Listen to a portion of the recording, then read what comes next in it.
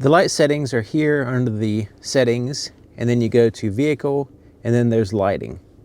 And then you have the interior light timing timeout, so you can have that 30 seconds. You have welcome lighting for the approach and departure durations. I have it set to 30 seconds.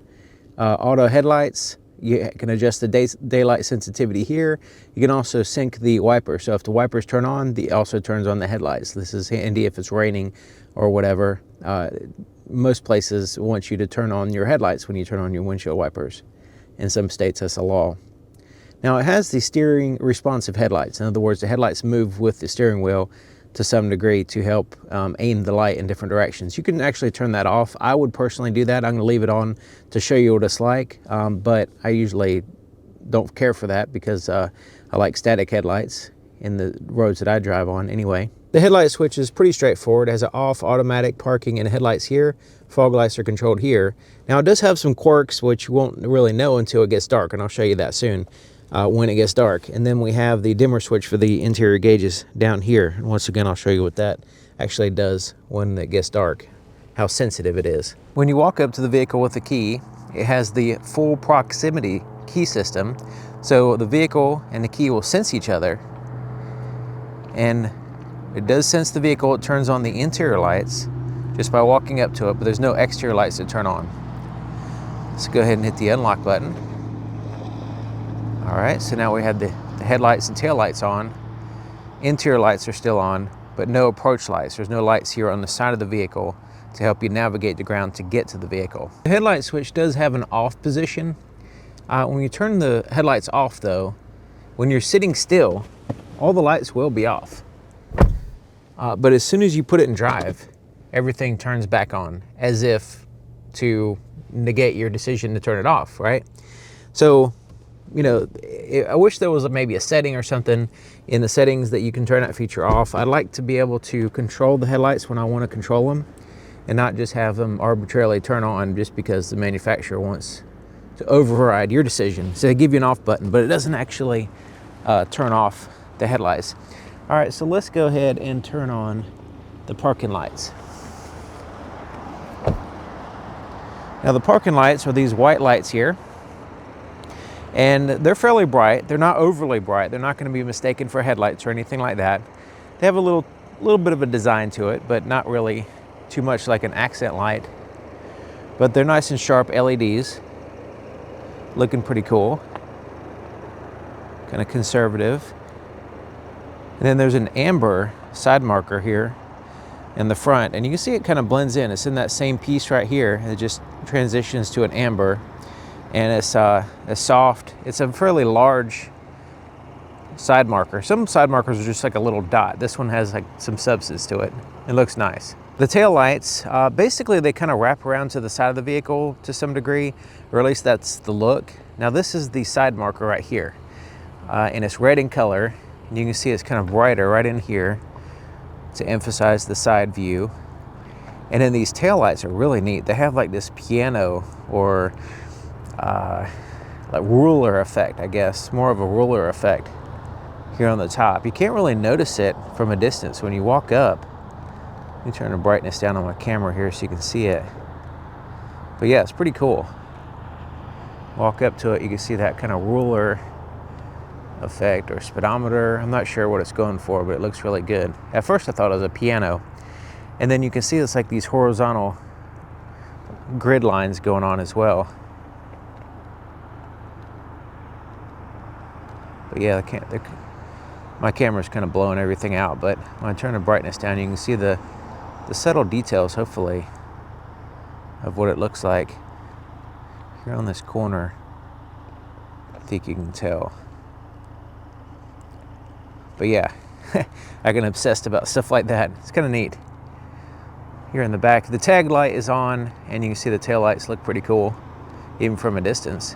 Signal here in the front, it's kind of interesting because it's like a combination of things going on. For one thing, it has these 3 amber lights that flash, and that's like your primary turn signal that's visible from the front. But then this white light also kind of like changes a little bit amber right in this area. I don't know, it doesn't really look fully amber. It's just kind of like a different color that's flashing with these 3 lights right here. Yeah, let me turn the brightness down. Hopefully you can see what's going on here, because this is kind of weird.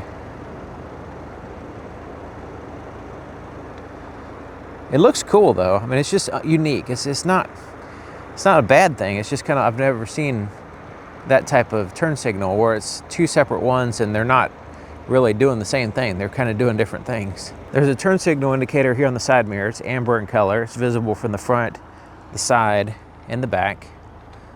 It's brighter looking this way. It is smaller though. And the turn signal back here is amber in color, and it's a halogen bulb. So you have that fade in and fade out effect.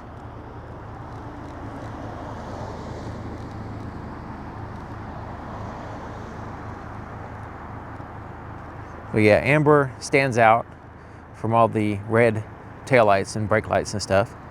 Speaking of the brake lights, it does have a third brake light at the top of the glass and that little spoiler. And then the reverse lights are integrated into the taillights right on the tailgate.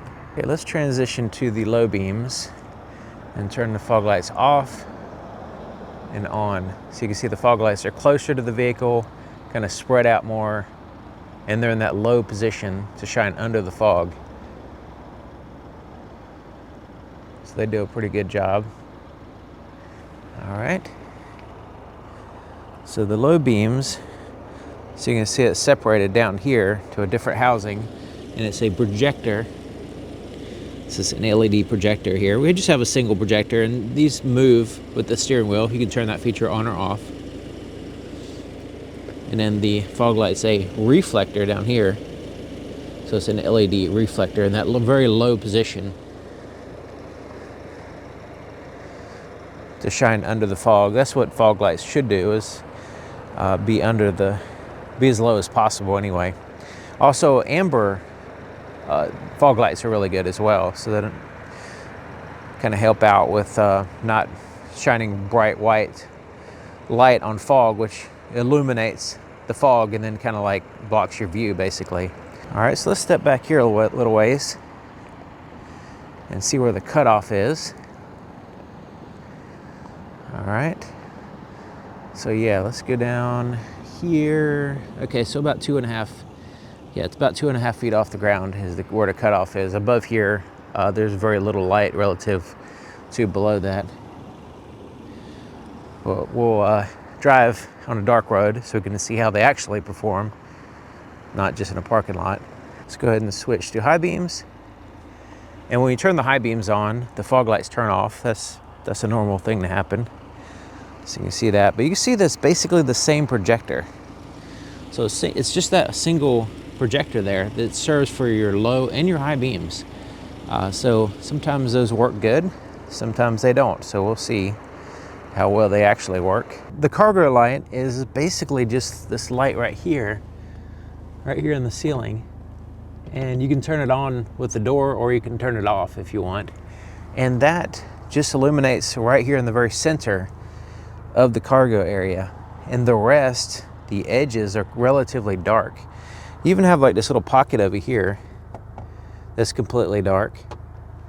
And whatever you put in here, this back where you're gonna access it, kind of blocks the light. This right here is relatively dark. You didn't even know there's a tablet there because it's so dark.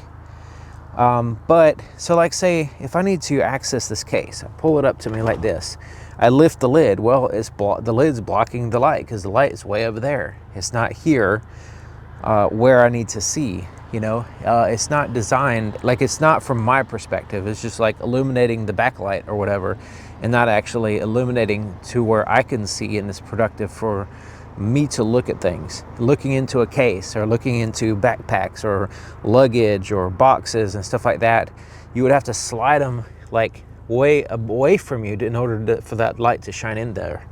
So yeah, it's definitely needs to be improved, but you know, it has a light, and I guess they just checked that box. The inside of the back door has no puddle light, no pocket lights, no anything. The only light is just to find the power window switch there, a little finder light. The pockets are all dark. Be nice if it had a puddle light here. Floorboard looks very dark. And the light here in the back seat is just coming from right there. So it's basically just reading lights turn on. So the reading lights are intended to be like in the lap area of the passenger, so they're not in the passenger's face, and they're not really anywhere else, just but the lap area for the passenger to read. So using the reading lights as a interior light, you can see where it just is not very effective as an interior light. It only serves as a reading light. And once again, they just, you know, check a box, I guess, because they're adding light, I guess, but it's not really the same thing as an interior light in that sense. You do have some backlit buttons here, heated seat controls, USB-C and A there, backlit, that's nice. But yeah, it's a lot of dark spots and could be better for sure, once again. Okay, so now we have a puddle light for the front door. So it's like a halogen bulb, and it shines here nice and bright on the ground, so we can see what we're stepping in when we get out of the vehicle. The vehicle still doesn't have an approach light, but it has a puddle light. So getting out of the vehicle is nice, but getting in it, you know, or walking towards it, especially if you're in the quote Outback, you're in the middle of nowhere and it's super dark, then, you know, bring a flashlight, I guess. So the inside of the door, there's no pocket lights or anything here, handle light. We have some backlit buttons here, but we do have these seat buttons are dark, but all these are backlit illuminated. No floorboard illumination. And once again, we have just the reading lights right here as your only source of light here in the front. And they do a better job. They kind of spread out a little bit more, and they don't appear to be going into the driver's face, so that's good. But yeah, we'll sit in the driver's seat and kind of look around and see what else we can find. Okay, so sitting in the driver's seat with the interior lights on, you can see it's relatively dark, not super bright. So let's go ahead and shut the door. And interior lights turn out. And we're left with the backlit buttons here. And the dimmer switch, which we saw earlier, is over here. And we'll go ahead and cycle through that. We'll go all the way down to the bottom, and then increment, go up, kind of stepped. And then there's full blast, which is pretty bright. And then just below that, the next snap down is a pretty decent brightness if you like it bright. And it's not too bright. I mean, I drive like that, no problem at nighttime. There's the screens look pretty good. Here. Here's what the navigation map looks like in dark mode. Looking pretty cool. Fairly responsive and everything. While we're looking at the screen, let's go ahead and look at the camera, because the camera looks good. They did a good job on the camera on this vehicle, both day and nighttime. You have the different views here.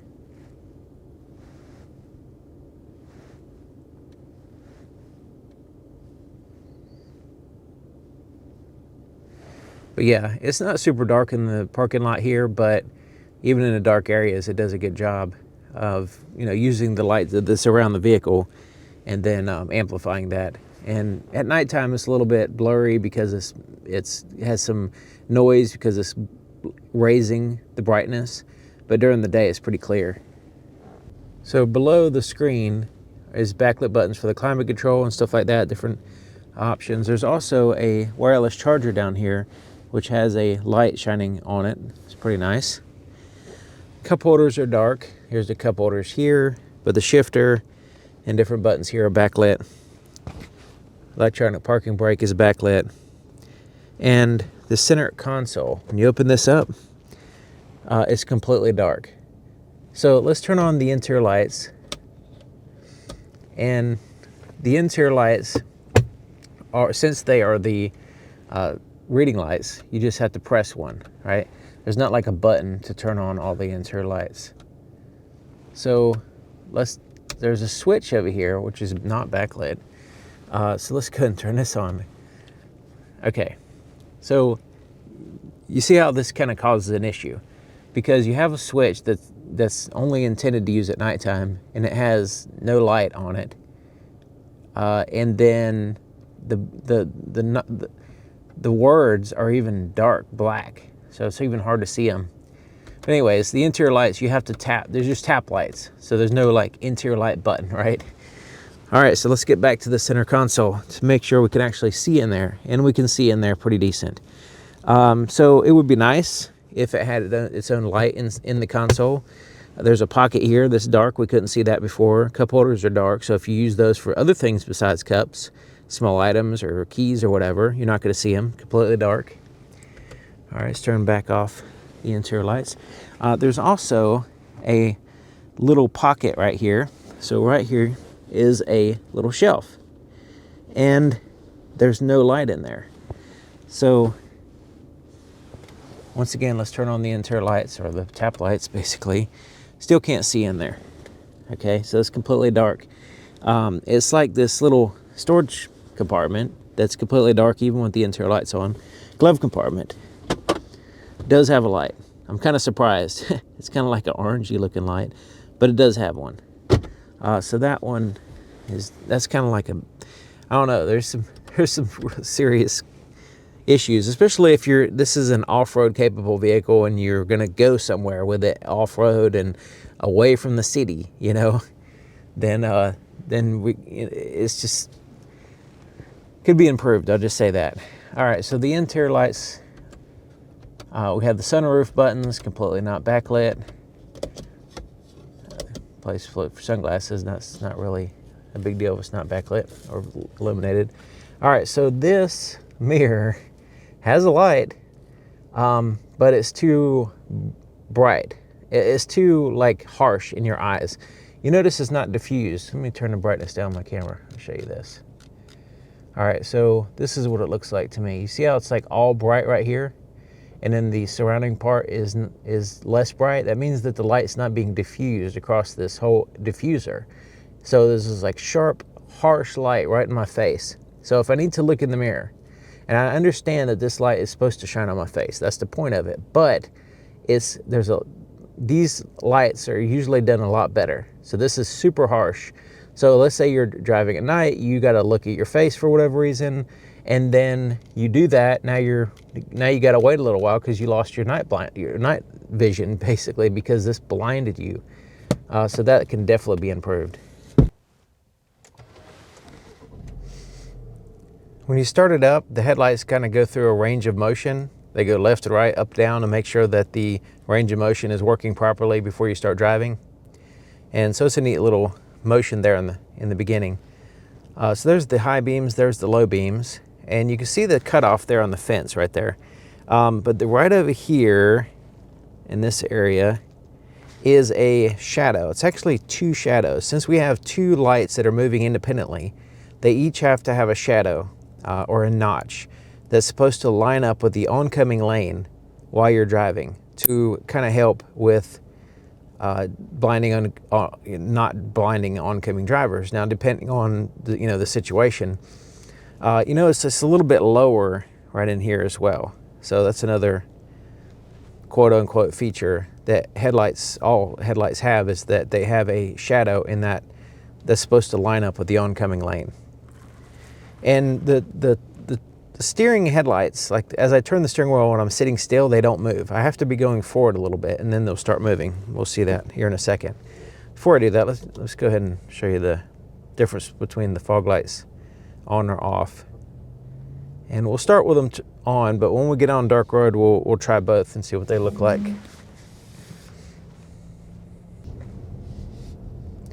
Yeah, you can see those headlights move all over the place. And so they're very sensitive. As I turn the steering wheel, they're moving left and right. They move a lot more than other steering sensitive headlights. They're like, sometimes they just like move left and right just a little bit. These are all over the place. And you'll see that's a positive, I guess, to some people, but it also is a little bit of a distraction, especially when you take into account those shadows. Those little shadows kind of look like, since they're independent, they're moving around a lot. And then, so you have like these little dots, moving all over the place in front of you as you're driving, is what it kind of looks like. See, like me personally, I don't care for the motion headlights because I've seen some of the best headlights I've ever experienced have been just static. They don't move because they give you light everywhere. They don't have to aim the light. To aim the light means you're taking the light away from another place. You know, that means that it's brighter on the left or right than it is on the other side. So I want to see everywhere in front of me. You know, I don't want to, you know, have limited visibility. And so the motion headlights to me seem a little bit gimmicky, or they're trying to make up for lack of light by aiming what existing light you have in a direction. All right, so you can see those little shadows. See, they're moving around right now. I'm just kind of moving the steering wheel a little bit so you can see they're supposed to see how they're supposed to line up with the oncoming lane, and they do, but it's not like a huge difference, and it's like below the cutoff on the left side, so it's not really helping a whole lot there. They're just, I don't know what the deal is with that, if it's actually doing anything positive here other than seeing dots move around in front of you. Okay, so the low beam so far, I've got the fog lights on, but yeah, it doesn't make a huge difference there. The low beams are looking pretty good though, overall. I mean, I can see the sides of the road. The road in front of me is fairly well lit. The distance is okay, directly in front of me. So yeah, so far, the low beams are looking good, adequate at least.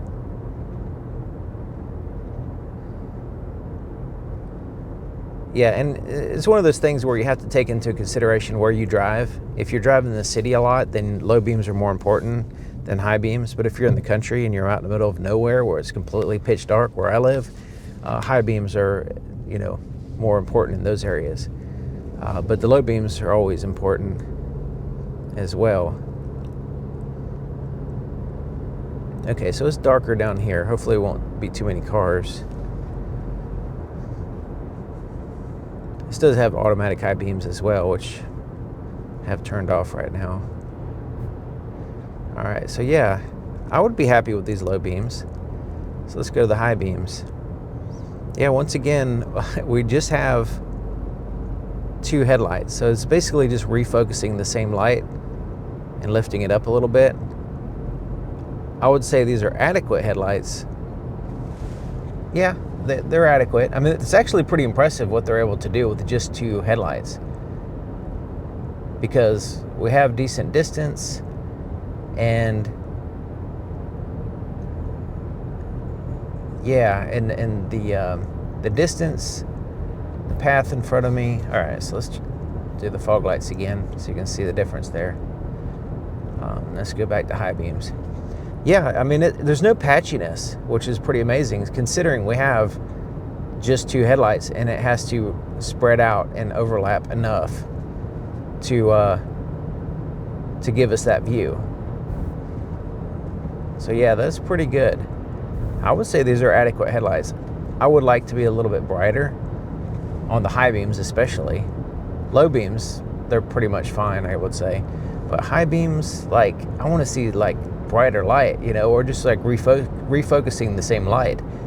So the pattern is actually pretty good for just two headlights. That's pretty impressive. But yeah, if it was just a little bit brighter, I think it'd be better. But I think most people would be satisfied with these headlights. They're in the adequate range. They're not like extremely great or anything.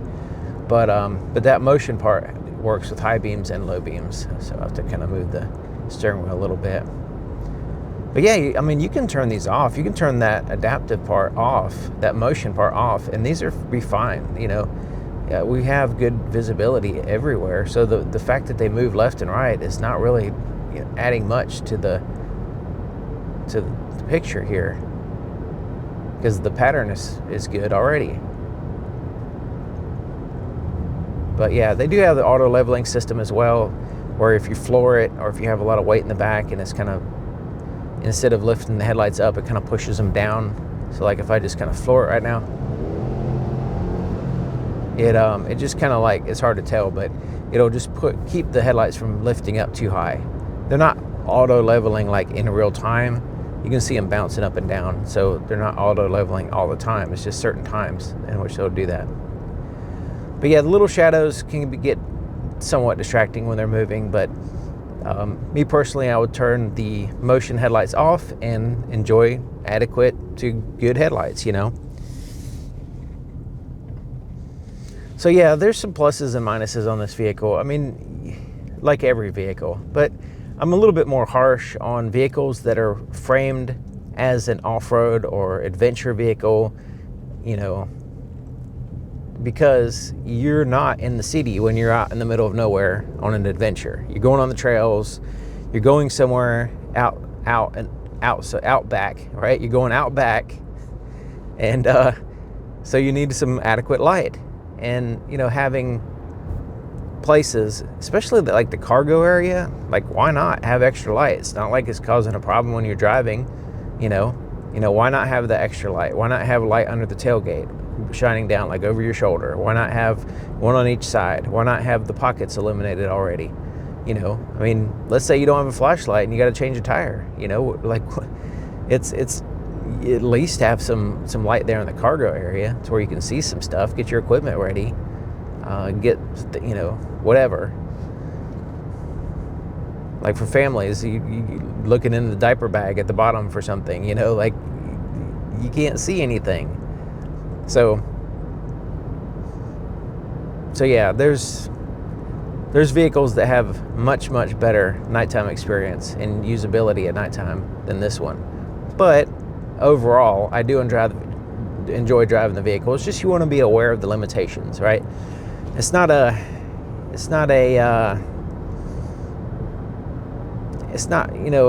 like the biggest thing in the world, but as far as like an evaluation at nighttime, kind of reveals what the designer, like the manufacturer, the aim of the manufacturer. So if the aim of the manufacturer is to sell vehicles, then they're not going to really care what the user experience is too much after dark or after the sale, basically.